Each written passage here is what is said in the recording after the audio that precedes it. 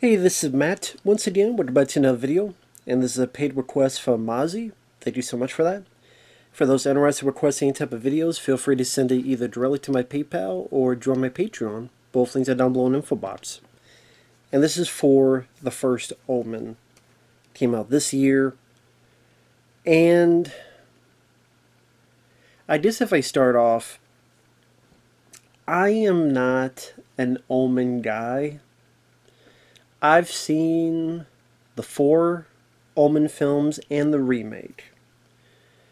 The first Omen, I had to respect Jerry Goldsmith's score, Gregory Peck's performance, a couple of the kills. Am I a big fan of it though? No. Do I think it's a terrible movie? Nah. It's not a film I rewatch much. Damien Omen 2, I mean, it's kind of watchable to see a couple inventive kills, the elevator bit being one of them. I think it's Misha Taylor who gets killed from Mannequin. He was in that movie as Hollywood. And he was on the TV show Designing Women. And then the Omen 3, the final conflict, has Sam Neill. But what I remember most about that film, I don't know why I'm yelling, is these monks that are trying to kill Damien, and they're about as efficient as the Three Stooges. Like, they keep trying to kill him, but they all, like, screw up, and, like, they might just fall on their own damn knives, pretty much. If not, then at least this close. Like, very incompetent priests, monks. I think priests, not monks, priests. Yeah, as priests tried to be Hitman Squad and failing. I don't know why I thought monks. I don't know. But priests. Sorry about that. But you know what? That shows how little I remember that film. And then you think it's a foul conflict, but it's like Jesus says, "Hey, how's it going? How you doing?" And then Sam Neill dies. I'm like, wow, that was such a conflict. I found more conflict playing my balls this morning, where the left and the left and right wanted equal attention. My hand, is like, okay, well, I guess I'll use 2 hands. Well, there's a conflict. Do I want to use my left or my right hand? Which kind of the left or right ball? Do you want equal attention, or which one wants more? There's more conflict in that mindset than it was in the final conflict. And of course, anything with final means it's not the last one. Because there's the Omen 4. That was such a good movie that the director, Dominique Othenin-Girard, who did Halloween 5, he got fired. During a TV movie of the Omen 4, he got fired. I remember as a character that gets hit by a wrecking ball. Cue the song. Like a wrecking ball. The Omen remake, have you seen the original? You've seen the remake. It's pretty much a Xerox, a copy. You might as well take the disc, throw it out, and just put the original film in there, and there you go. So I know I've gone for 3 minutes. I'm not a hardcore fan, so maybe I'm the wrong guy to talk about this movie. But I know people who are fans of it who were not big on it. But critics did enjoy it. There are people who did enjoy it. If you enjoy it, to each their own. This film is not the worst movie of the year. I wouldn't say it's a god-awful movie. It's just a very forgettable, bland movie at the end of the day. Forgettable and bland. Would I watch this over Exorcist Believer? Yes. Does that film seem just more stupid? This was just more pointless at the end of the day. Cashing in on a franchise name, and if you make it with enough low of a budget, opening weekend, streaming services, etc., you'll make a profit. Maybe a tiny profit, maybe a decent profit, but a profit. If it all works well. That's why this was made. Because, like, the first Omen is the first movie. Damien is born. That's the first Omen. And as a prequel, you know where this is going. You know that the baby to be born is Damien. You know about the 666 marking. You know that they're not going to stop it because unless they want to do a Tarantino Once Upon a Time in Hollywood where they just, it's a prequel, but just change everything just because. Although they do change some things regardless of that, but if they wanted to go buck wild, then maybe, I mean, it would have been a bad prequel. Just don't do a prequel in the first place. But again, they need the name. But don't call it a remake and don't call it a comeback because people will be mad. Although some like me were mad already. But that's not true. Mad, again, I don't have no dog in the fight. I'm not an Omen guy like I said before. Just apathy. Like, what does that mean, apathy? Apathy, use that a lot. Means uninteresting. Not much emotion either way. Kind of, you just feel a shrug and move on. Now, I did say I did not hate the film. I just don't really like it. As in, I would never see the film again. The acting, for the most part, is not bad. The look of the film, I don't think is that bad. There's a couple decent visuals, some flame usage of fire and flame in the third act. Some up-close shots of this clawed hand that looks, for the most part, done practically. Let's say the acting, I don't mind Father Brennan, played by Ralph Ineson, which he sounds like he's got 10 testicles. As like, I can't even do the voice. Like, I can't do it justice. But anyway, he sounds like he got 10 testicles. But sadly, he's not in the film a whole lot. I kind of wish he was in the film more. Because I know I've seen that actor in other stuff. I thought he was decent in his performance. It's just he's not in it enough to give a whole welcoming of his character. He pops at the beginning. Then he disappears for a while. He pops back a couple times. And he's in it for a little at the finale. But again, for its 2-hour running time, he disappears too many times that he's not as strong of a character as he could have been. The lead girl, Nell Tiger as Margaret. The story is that you have an incident that happens where we had to kill off the bat. This case, Father Brennan sees another person, and it's Charles Dance, my sweet brother Numsy. Something happens, I'll get to that in spoilers, and then we're in 1971 Rome, where Margaret, she is ready to take her vows to be a nun, but before she does, she goes to this place in Rome where she's supposed to talk with orphans, including this girl named Carlita, which you can tell she's not all there. She's angry at times, she's skittish at times, she'll do stuff like lick your face and do weird stuff. And then Margaret starts realizing there's some kind of shenanigans going down in this church or in this sector of religion where it looks like people are holding Carlita down and like people are trying to be hush-hush and what's going on with that. And then Margaret, our lead character, starts seeing visions. And then Father Brennan will come in and talk to her about this child to be born and the 666 monitor. Now, the end of spoilers. Although, to be honest, you can't really call it spoilers because either you know it's coming because it's a prequel, which is one of my main issues with prequels in general, which I'll get to that, or they're very predictable, but they act as if we give you such a big surprise. I'm sitting there going, no one would be surprised by this. I dared to find someone that was sincerely surprised by the twists in this movie.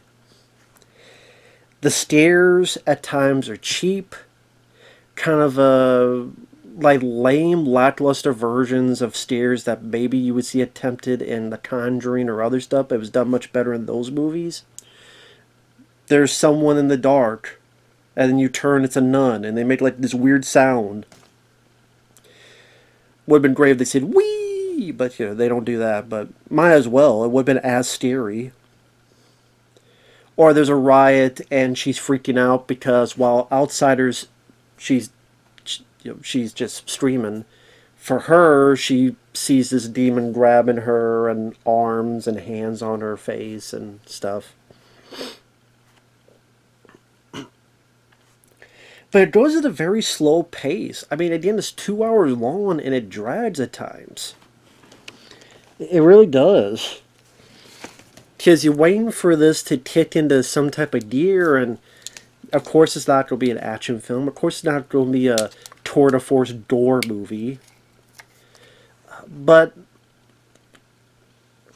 what is there? I mean, I ask this a lot, but a lot of people don't comment when I ask these questions. Either they don't watch the video, they don't care to, or they don't have an answer. But I'll ask again for this. If you're scared of this film, what was scary? What scenes were scary? Or creepy even? Like, Grant, I don't get scared by movies. I really haven't in my life. Very, very few times. Texas Chainsaw Massacre, when I saw that back in the day, was an example. But I at least have a creepy or atmospheric dread, and I didn't feel that in this.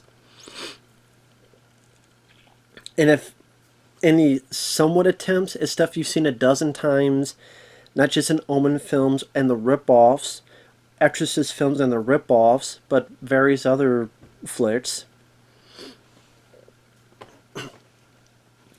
But at times, it's like maybe trying to be more drama, but at the same time, I don't think there's much there into the story.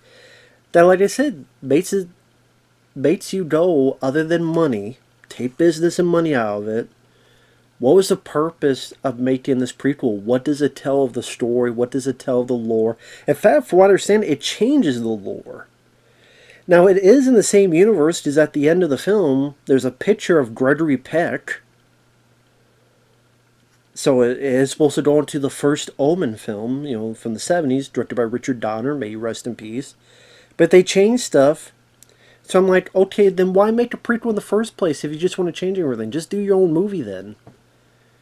It still may be bad, but at least you have room for more hopeful creativity.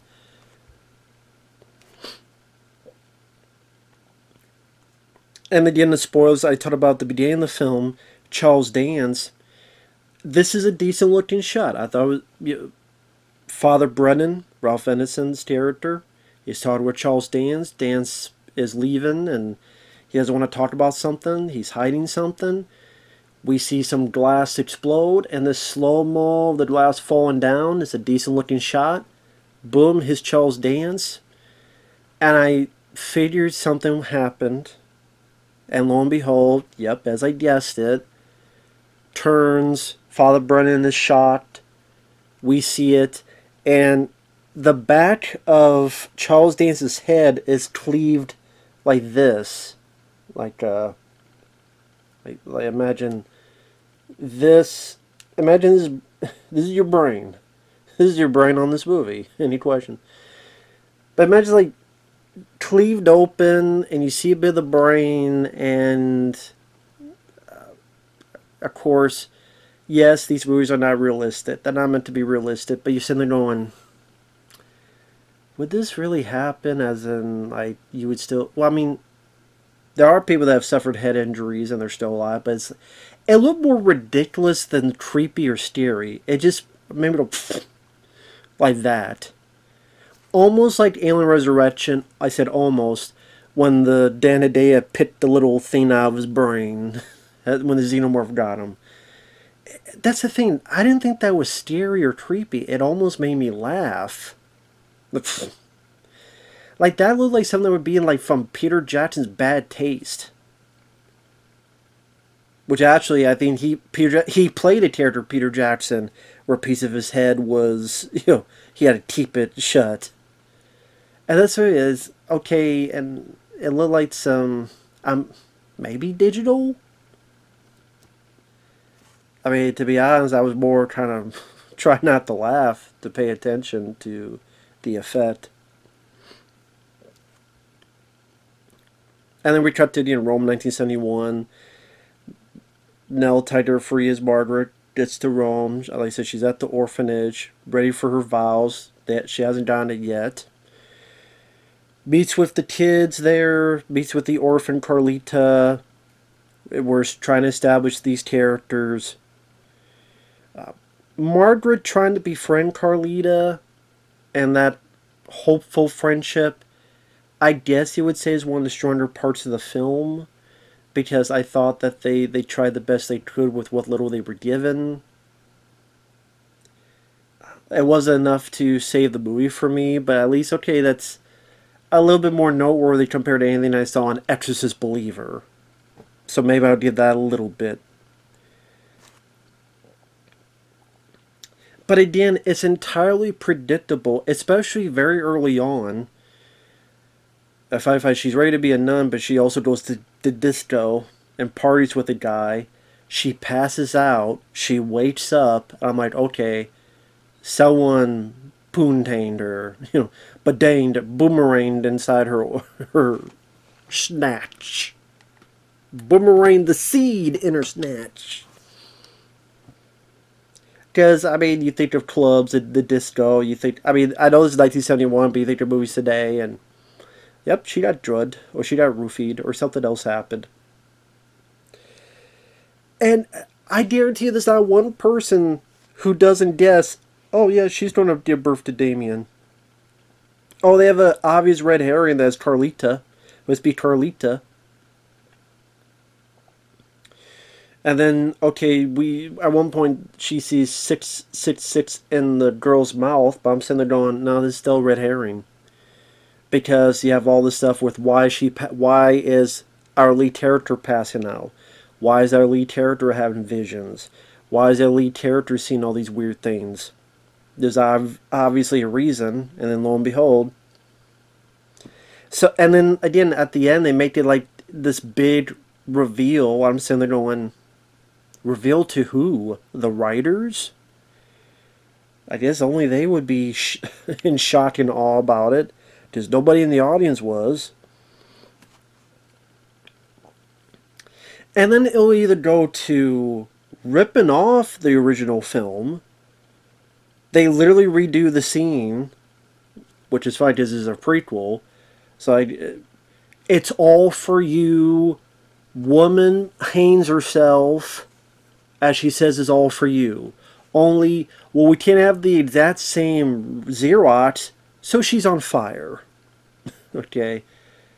How about also then her head pops off, and then she lands on an icicle, and it goes up her ass, and then it goes through her mouth, but then she swallows it, then it goes into her stomach, and then she gives birth to a bunch of icicle xenomorphs, and then they kill all the kids, and then the kids kill the dead nun. Well, she's already, no, actually she's a zombie, and then they kill her again, and then they kill everybody else, because they all got a bunch of cooties. Then they don't, why don't we just keep going and going and going, like the Energizer Bunny? I mean, I'm sitting there going, really? Like, you have to steal a death scene from the first Omen movie to get the nostalgia. Hey, do you remember the scene? It's all for you and someone hangs himself? Here you go. But, how we top it? Wait, there's more. She also gets burned on fire. Fire, fire, fire, fire. Yeah, Beavis and Butthead did it. See, that would be a twist. That would be a twist I'd be down for. But it's not in this movie. So Father Brennan, the 10-testicle man, comes in and tells her, Margaret, about the two churches. Pretty much, there's, believe in Jesus. But then there's another group of the church that want to bring fear to the world. Because people are not going to church anymore. And we need to have them have fear to go back into the church. So we're going to create this demon seed.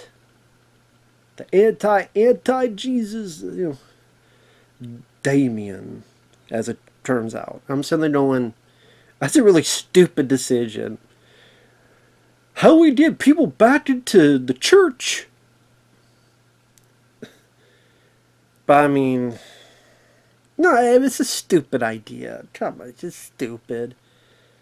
But I mean, aren't most bad guys playing in these movies stupid anyway? So what am I talking about? Par for the course.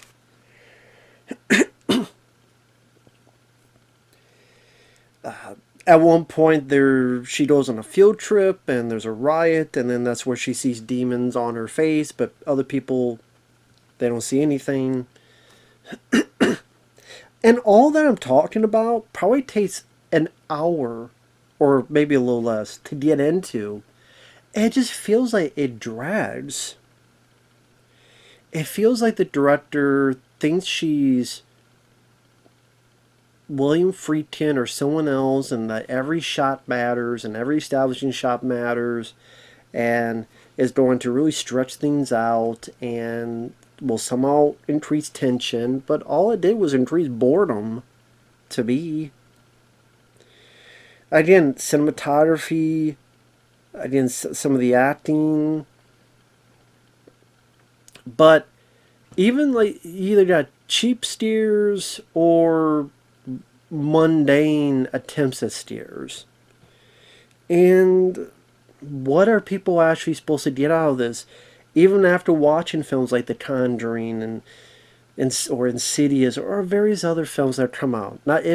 Even if you don't want to bring up the old Exorcist, Omen, the rip-offs, all that stuff, the sequels. So at one point, she finds the guy she danced with in that disco. He gets hit by a car. She grabs him.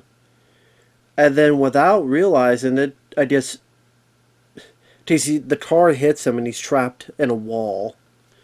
So without realizing it, she turns and rips the guy in half. Which kind of almost made me laugh too.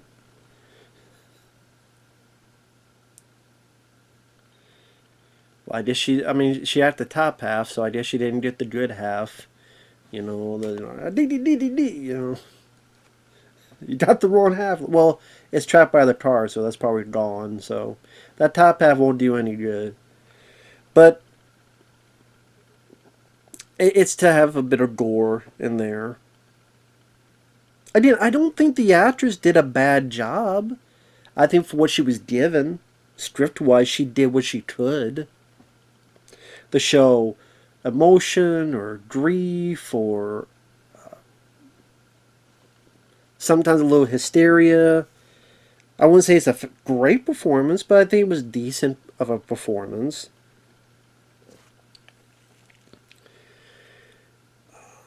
There are times she's talking with the girl Carlita, times realizing that the nuns and other people are hiding stuff from her. She sees some of the nuns are trying to trap or strap down Carlita, and Margaret tries to help, but then she gets kind of pushed away and sees that these 3 6s in Carlita's mouth. And they pretty much lock her up, but then someone else helps her get out, and then they go to Father Brennan. They talk a bit, and lo and behold, big surprise, they find, well, wait a minute. This picture of the baby, the 6 6 on her head. But Carlita, I saw it in her mouth. She also at one point finds a room where apparently they've attempted this a lot, but the babies were like stillborn or other things happen, so they haven't had a successful pregnancy. But lo and behold, she is the one. And we see a bit of a flashback where apparently after passing out on that disco, she was brought somewhere and a bipedal jackal werewolf stooped her. Now, this is where I'm getting into, and again, I'm not even a guy that is an expert on the Omen. But from what I understand, the original Omen, Damien's mom was a jackal. Because I think they dig up a grave and there's a jackal, and it's inferring that, it was born from a jackal's womb. So the mom was a jackal. Well, unless Margaret is held in a secret that's going to be in the second Omen, or the Omener, the Omenine, the Omenator, whatever the hell, if there's a sequel, whatever. The Omenship Redemption, whatever the hell the title is. Omen Gump, Omen Fiction, The Omen and the Restless, whatever the hell it is. Unless we find out secretly she's a jackal. And it was her all along, Austin. It was her all along. They screwed up the lore on purpose. Like, they purposely said, nah, the mom is not a jackal. Instead, it's the father.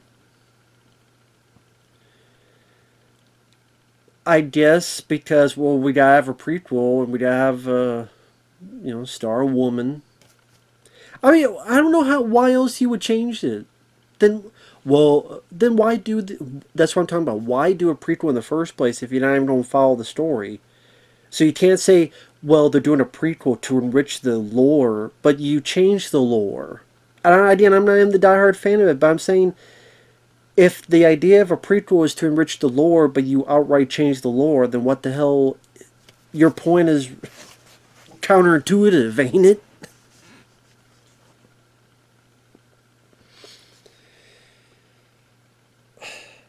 But anyway, and that's the thing with prequels. Very, very few prequels I don't mind. I mean, I guess technically Indiana Jones and the Temple of Doom's a prequel because it takes place a couple years before Raiders of the Lost Ark. And I like that movie. Love Temple of Doom. Missing in Action 2, The Beginning is a prequel because it was meant to be the first film, but the studio and such didn't like it as much, so they made it the second film, and they took the second film and made that Missing in Action 1. And I'm sure there's a few other examples, but very more times than not, my issue with prequels, you know where it's going. So thus, because for the most part, they're in this box that they have to follow to make stuff in the later films make sense. And granted, here they still didn't do that with the whole mom jackal, but now that's not the case. The father was a jackal. But the bigger picture of, okay, she's pregnant. You know she's going to give birth. You know that when they're trying to drive her car, they take the hospital. You know that's not going to work. You know she's going to get grabbed. You know she's going to give birth. You know Damien is going to be given to Gregory Peck's character. You know all that's going to happen. And when you know to that detail, yeah, maybe you hope good will win over evil, but you don't know the big specifics. But with prequels, you do know a lot of the big specifics.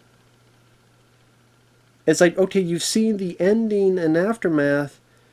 That's like taking a book and then reading the ending of the book. If you read the ending of the book, then why the hell do you want to read the if you read the ending, why do you want to read the beginning?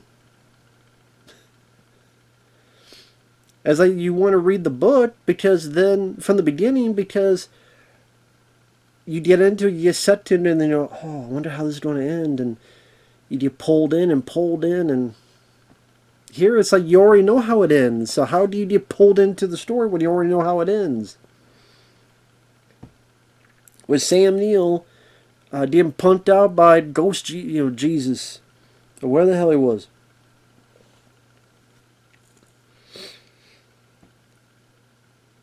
So, of course, they go in the car. They don't make it to the hospital. She grows a stomach bigger than Steven Seagal. The evil people in the church grab her. She gives birth. But she gives birth to two. I guess this is the reason. The reason to make this film, other than money, is there were two babies. And I forget the guy's name. Bill Nighy, I think is his name. He's been in a lot of stuff. He was in some of the underworld films, among others. He's one of our bad guys. I said spoilers. She stabs him in the neck. She gets wounded. They leave her and her daughter to die. Take the son. Carlita, who Margaret has helped, has followed saves her, saves the baby. Margaret looks, and you see some nice flames, like visuals, like using actual fire. But then you see in the distance like a CGI creature. Right, you don't see it as well, but yeah, you know, it is CG. Like, it would have been cool, like, just make a suit on fire and just have an arm on fire. Like, imagine just a practical creature arm on fire, and it comes out of the flame, and it's like this. You know, that type of thing. But no, we can't do that. Why? I don't know. It's against the law. Movie law.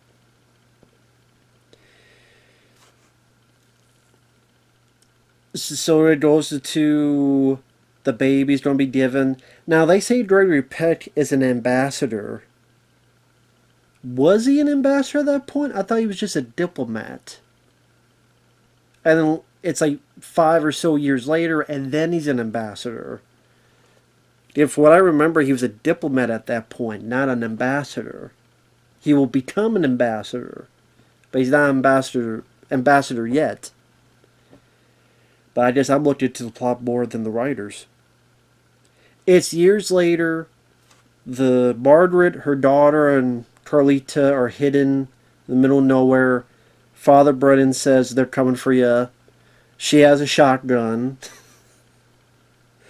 Which I laugh because it makes me think of like when Laurie Strode had the shotgun at Halloween 2018. That horrible Texas Chainsaw Massacre movie, where Sally, who looked like Mick Garris, the director, has a shotgun.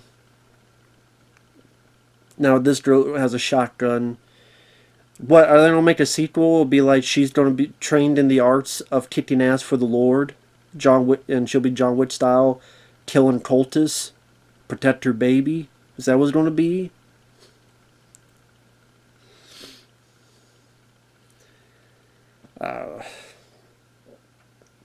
And then makes you go, okay, so an Omen 2, an Omen 3, and Omen 4 really has...